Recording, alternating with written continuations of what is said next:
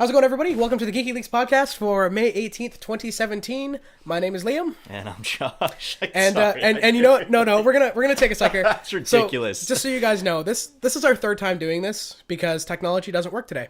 Yeah, pretty much. But that's okay because we still want to talk about this. I love cameras so much. And we want to bring this to you, so we're gonna do this. It's gonna work. Yep. It's gonna be fine. Let's talk about some AMD stuff and some Google stuff. Let's get into topics like we usually do. Yeah, let's just get into it. Third time's a charm. It's gonna be fine. It's gonna be fine. All right. Vega Ridiculousness is here. Yes. Almost. Yeah. It's been announced. It's coming in June, but it's not the gaming Vega. It's not. I've been saying this the third time. It's not our Vega. Yeah, exactly. It's not the gamers Vega. It's the professional one. Yep. But it is still gonna be a hell of a card. Oh yeah. 4096 stream processors, 16 gigs of HBM2, 13 teraflops. It's now a song. All the specs. Yeah, no, it's going to be ridiculous. We don't have pricing on it, which I'm assuming is going to be insane. We all know it's going to be competing with Intel, yeah. Yeah. Competing with NVIDIA, and then they're going to, undercut them by a couple $100, I imagine. Yeah, I'm assuming. AMD's always been really good. They've always been really competitive, which is awesome. There's some pictures of the cards there you guys can see. I don't know. Looks kind of nice. You can see this one here. I know it's really hard to see. It's kind of dark. Mm-hmm.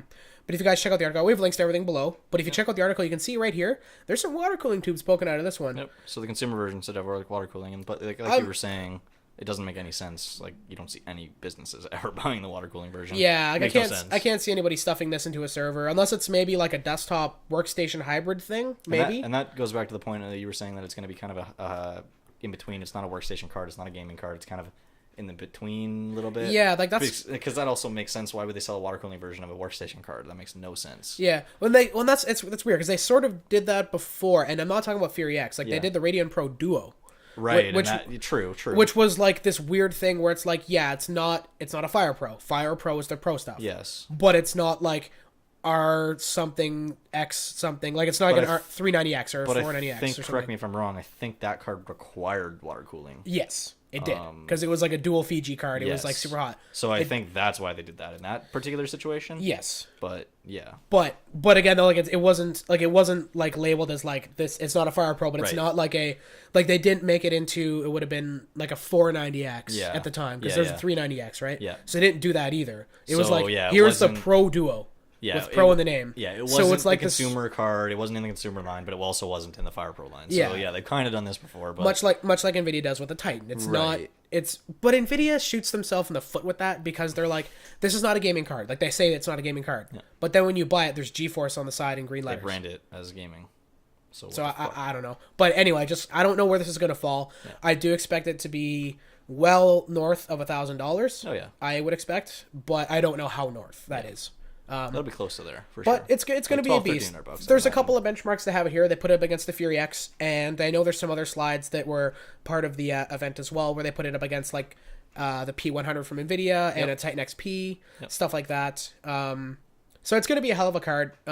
They said that consumer like gaming versions of Vega are coming later than June.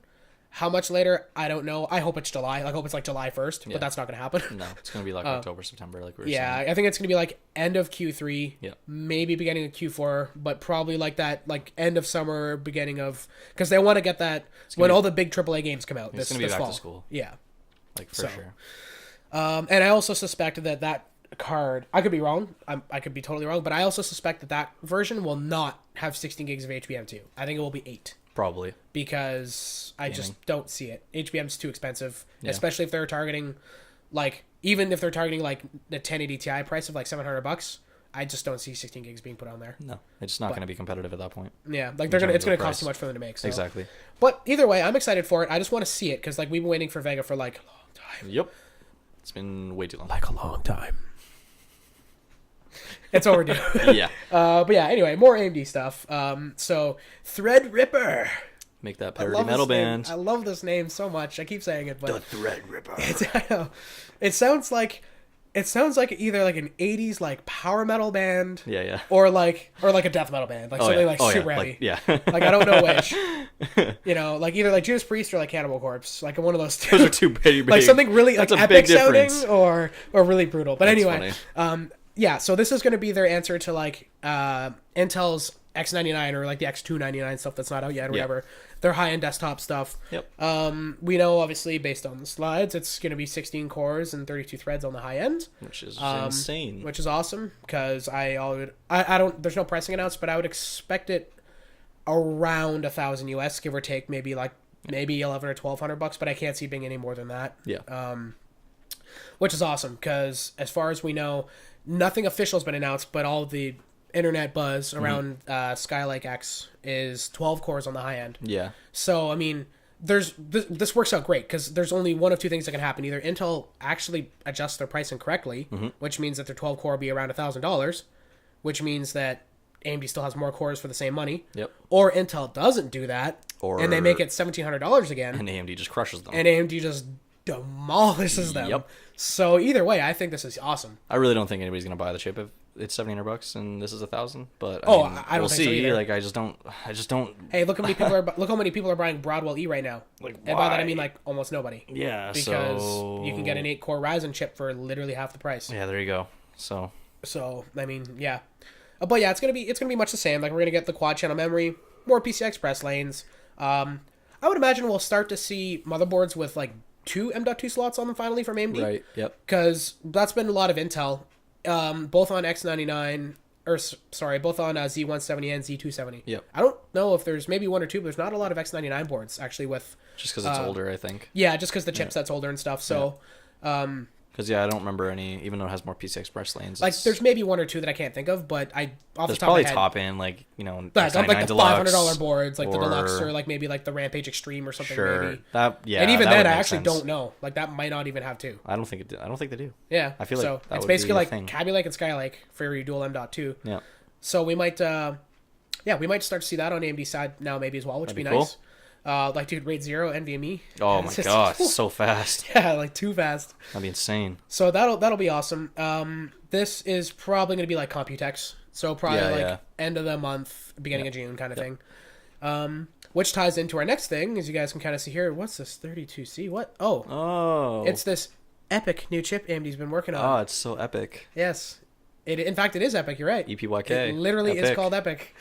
So yeah, this is going to be. If you guys have been checking out on the web at all, like the last, I'm going to say year, maybe even more, but you might have heard the word Naples or Naples, however you want to pronounce it, but floating around. That's the branding of this is going to be Epyc. So this is their answer. This is like their new Optrons. This is like their Xeon equivalent on AMD side. So we're going to get 32 cores on the high end and 64 threads. I am afraid of what the price is going to be, but if it's, I mean, look at the Xeon pricing. So there's like a $5,000 Xeon that you can buy. So in fact, I think they even go up. Some of them even more than that. I think. Oh yeah. I mean, I don't think anybody buys them that high up, as far as I know. But no, like I've seen people buy, like I've seen people spend $1,000 or $200 on a Xeon, but I I can't imagine many people are buying a $5,000, $6,000, $7,000 Xeon processor. No, like that's crazy. Corporations. Yeah, exactly. So I don't know what pricing is going to be like. It's still obviously going to be very expensive, but I mean, even if it's the same price as the Xeons, it's going to have more cores. Yep. Because we know that, as far as I know, Intel's high-end new Xeon stuff is either 24 or 28. Yeah, so it's still going to be the same thing like we saw with Threadripper just a minute ago, where it's going to be like, even if it's the same price, it's going to just have more cores. Yeah, So, I mean, that's always awesome. This is going to be crazier, though, for the sense that it's going to have 8 channels of memory. Yeah. Or 16 DIMMs, like Which 16 is slots for memory. More than we have ever seen. And like you said last time, like look at this, guys. I don't know if you can see my mouse here, but it's ridiculous. This socket is like the size of like multiple DIMM slots, almost. Like on your board, your socket is going to take up as much as 6 DIMMs do. Yeah. That's crazy. Yeah, like it's huge. Like I guess now even like technically a socket does take quite a bit of space on your board. Sure. But like literally Not takes quite up like this though. Like more than your RAM slots do. Right now on probably your board at home, literally more than your RAM slots do. Yeah. Like if you have like any sort of standard like AMD or Intel CPU from the last while, if you have an ATX board with like 4 RAM slots in it, this socket is probably slightly larger than all of those. Yeah, like it'll probably be the same area as like your sockets and your DIMM. Yeah, like almost. Sorry, your socket and your DIMMs. Yeah, it's like what? It's huge. So yeah, that's gonna be awesome, and they also have 128 lanes of PCI Express 3.0. Yeah. Which at first made me go like, holy crap, are you kidding me? Yeah. But the way I don't know how it's going to work with a single one. Yeah. But when you get 2 of them, the way they do it is Each one still has 128 lanes, so you get 2, but each one of them uses 64 to communicate with each other. Yeah. So I think it's if you use 2 of them, you're going to get 128 in total. Yes. I just don't know if you get one of them. And you still get 128 in total. I doubt it. I could be wrong. Yeah. But I just don't see that. Yeah. Because I feel like they would want to, hey, you need more PCI Express lanes? Get another CPU. Because, I mean, that's what Intel's always done. So I'm imagining that's what they're going to do. I mean, if they don't do that. But that would be awesome. Amazing. That would be amazing, but we'll see. Yeah. Either way, though, like, even 64. Yeah. Like, that's 4 top-end graphics cards with still all by 16. So, I mean, that's still, like... ridiculous. Yeah. We've never seen that. Yeah, and there's a little chart here with some comparisons. You guys can check out the article. Yep. But yeah, this is going to be, like, ridiculous. AMD's at least going to finally maybe get some of that market share back. Exactly. Like I was saying earlier, like, I know Intel's, like, 95-ish% of the server market. Of the server market. And I think IBM's got, like, 3 or 4-ish, like, I'm ballparking it here. And I'm pretty sure AMD is, like, literally 1%, maybe even less. It's unfortunately sad. I know nobody running an AMD server, so... Yeah, like, I can't even think of anyone, like, anyone. Yeah. So... if this is good and the pricing is right and stuff, I mean, even if they can get up to like literally like 5% market share, sweet. That's like a minimum 5 times what they have. I was gonna say that's a 5 times difference. That's huge. So yeah, and I'll show you guys real quick. I've got some pictures here of this behemoth of a CPU. Like, look at this thing. Insanity. Literally the size of your palm. Yeah, like this is Lisa Sue's hand when she brought it up on a stage, and it's like, yeah, like the size of her palm. Yeah. It's you could club somebody with this almost. Imagine the pins on the bottom. Yeah, actually, that's one thing we didn't talk about before. So the rumor is they're not going with PGA. Oh. The rumor is this is going to be LGA, like Intel. So the pins are going to be in the motherboard, apparently. Cool. Which I frankly think makes more sense. Like, I know your motherboard's going to be more fragile. Yeah. But I think if I'm going to have 4,000 something pins, yeah, I think I'd rather have them in the motherboard than on the CPU. Yeah. I mean, at that point, there's so many, it's kind of bad either way, but... like one pin in your entire 4,000 CPU, for 4,000 pin CPU is gone. Yeah, and I feel like... I could be wrong, but I feel like I'd rather kill a motherboard because the chances are that motherboard is not as expensive as the CPU.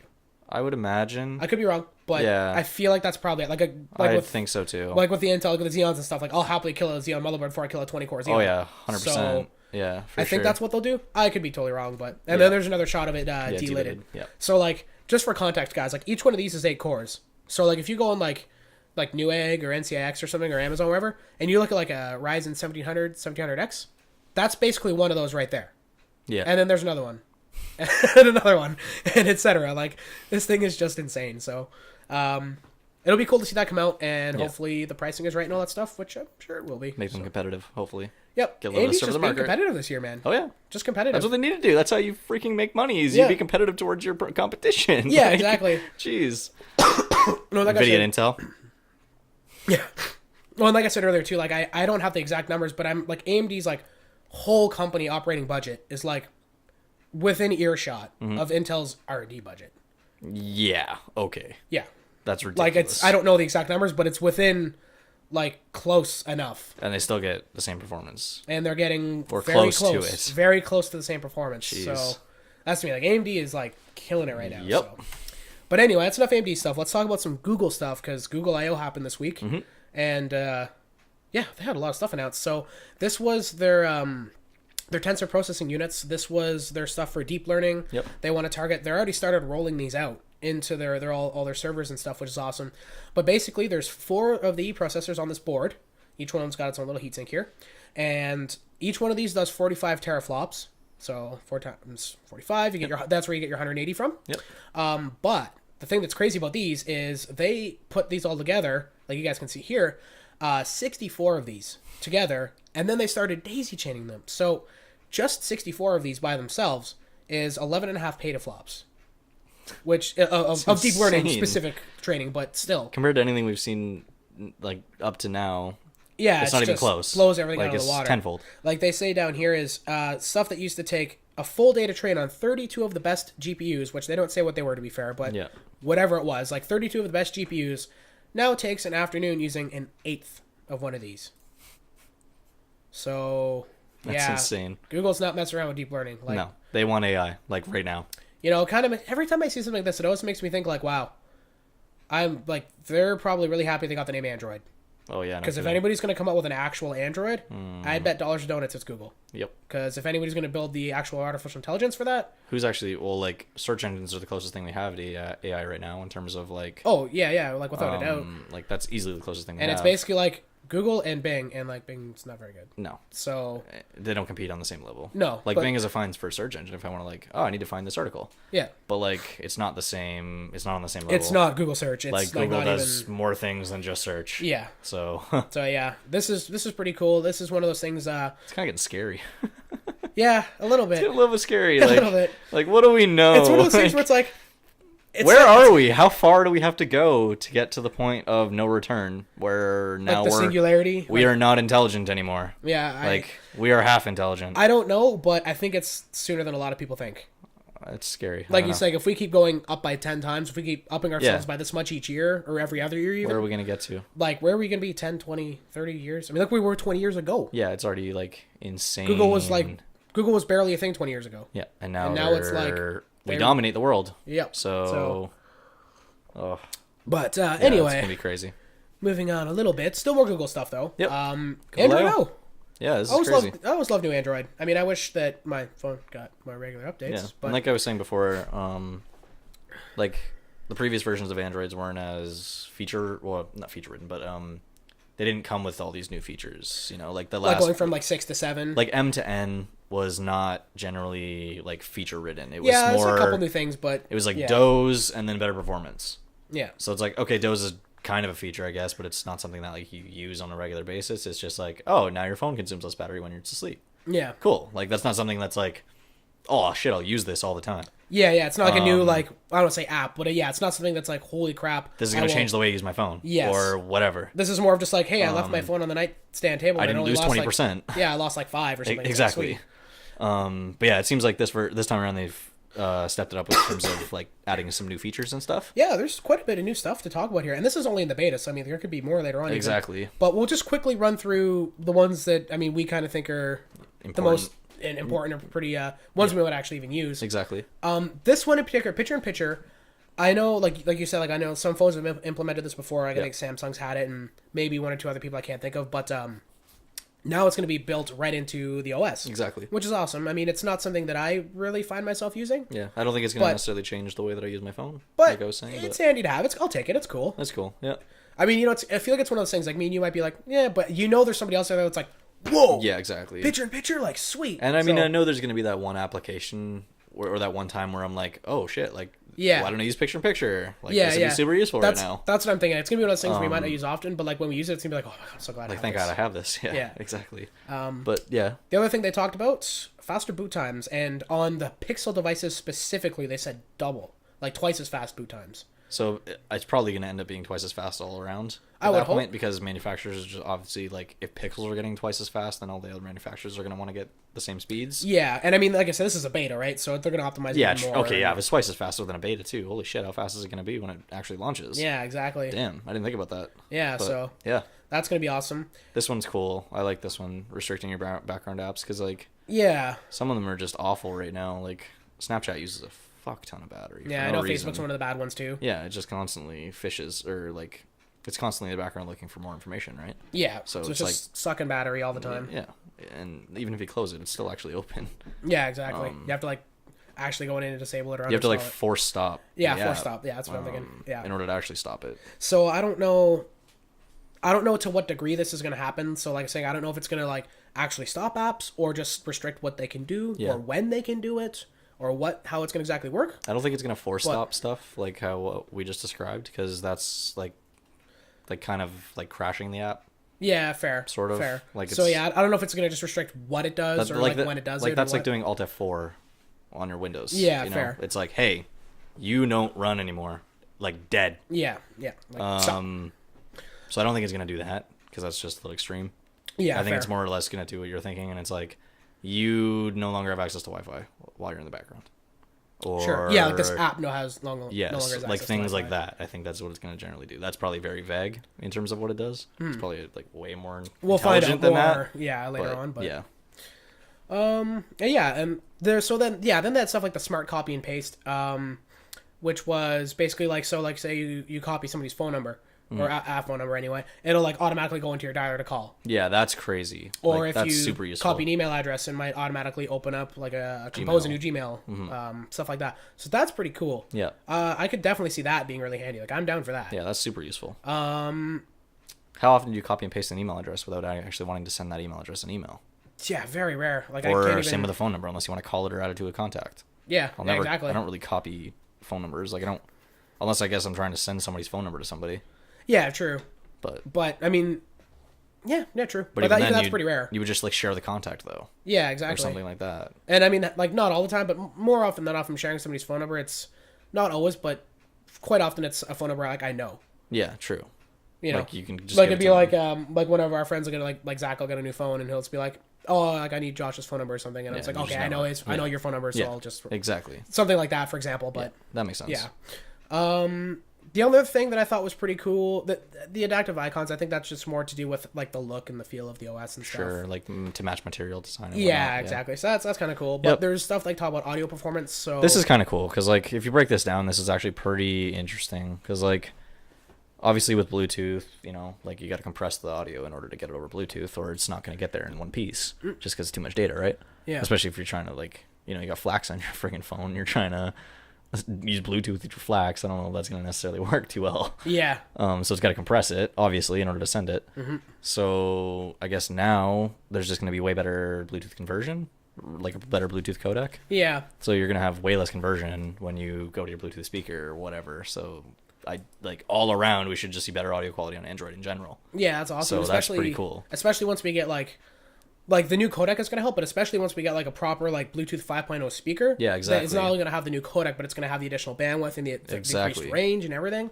That's going to be pretty nice. Like I can see Bluetooth speakers getting really nice in the next couple of years. Oh yeah, well I mean, like, if you look at the top end Bluetooth speaker right now, they're actually crazy. They're super expensive. Yes, but damn, they're nice. But that's mean. So once they get this stuff in there as well, it's going to be like woo. Like I've seen Unbox Therapy.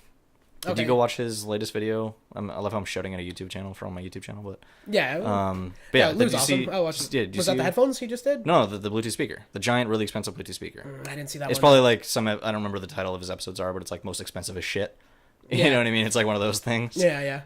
Where he looks at like this crazy high end Bluetooth speaker, and it looks super alien. Like it's this really custom weird design, but like man, this thing pumps. We will check that out after then. Holy crap! I haven't seen that yet. But yeah, definitely. With better Bluetooth audio on that thing. Yeah. Oh my god. It'd be insane. It'd be crazy. Oh, new emojis, obviously. Oh yeah, we need new emojis. Yeah. No, I'm just kidding. The only other thing that I thought was worth mentioning, I don't know how useful this is going to be. Honestly, we'll see. But the notification dots. Oh yeah, I don't understand this. So basically, if you guys all know if you have an Android phone, like when you when you get an app or when you get a notification, you'll see like you have your light in the top of the phone flash, and then when you actually get into the phone, or even before you unlock the phone, you'll see you have a notification from Twitter or Instagram or something, right? Yeah. But now when you get into the phone, you'll see like in the top corner of the, what do you call it, like the app itself, you'll see a little dot that shows you have a notification. Yeah. I don't know, like I know if you long press it, like they show here, like you can see like a little bit of information about it, but again, like I don't know how useful that's really going to be. Yeah. I don't know. I feel like you had a good idea earlier. Like when you said like if you say you have multiple then show the number. Yeah, show like I have 2 or 3 or 30 or however many I have. That makes a little bit more sense. But yeah, I just don't see this being super useful because it's like I'm already being notified by like a light on my phone. Plus, if you have an always on screen, you might even just like literally see it immediately anyway. Yeah. And a lot of phones are having that now, so I don't know how useful it'll be, but it's kind of cool, I guess. I don't know. But yeah, that's some of the big new stuff from Android. There will probably be more, but that's all that's new in the beta so far. Yep. And now, video games. Yep. Yay! I love video games. So Ubisoft.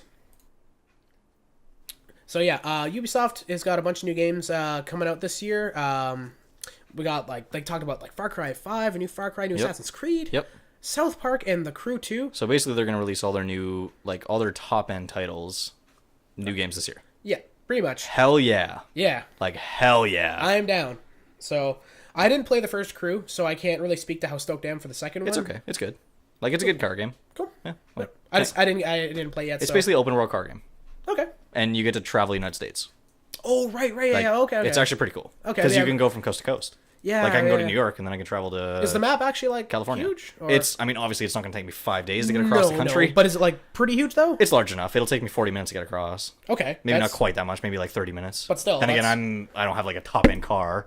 Fair. So but but it takes a while to get across. Like, yeah, it's not like, 5 minutes I'm across. Yeah. Like, it does, you gotta drive. Yeah. So, fair. yeah. That's cool. I'm probably most, out of all of these, I'm personally probably most stoked for New Far Cry and New South Park. Yes. I really want to see New South Park. Like, man, Stick of Truth is Stick too of Truth. Yeah, you know what the new one's called, right? No. The New South Park? No. It's... What? Okay, keep in mind, it's a play on words. Yeah. The Fractured Butthole, but B-U-T space W-H-O-L-E. Oh my god. Right? So, not the Fractured Butthole. Yeah, like fractured Butthole. butthole. Yes. Oh my god. So that's hilarious. Those Matt and Trey, man. Matt and Trey are awesome. Yeah. So anyway, that's all the new Ubisoft stuff that's coming up. I'm pretty stoked. Yeah, man. Definitely stoked for some new games. Yeah. And I guess that's about it. Yep. So that's all we have for today. So yeah, thanks for watching, guys. Like the video if you liked it. Subscribe, maybe share with your friends, show some people. We'll be back here next Saturday with more topics, and enjoy your long weekend. Yeah, Enjoy your long definitely. weekend. Have some fun. Get out camp maybe if it's nice or something. Or watch our video again. Or watch the video again. Hey, or watch. We got other ones too. Yeah, go watch our old videos. Watch all the videos if you want. Yeah. Anyway, have a good long weekend, guys, and we will see you next time. Peace.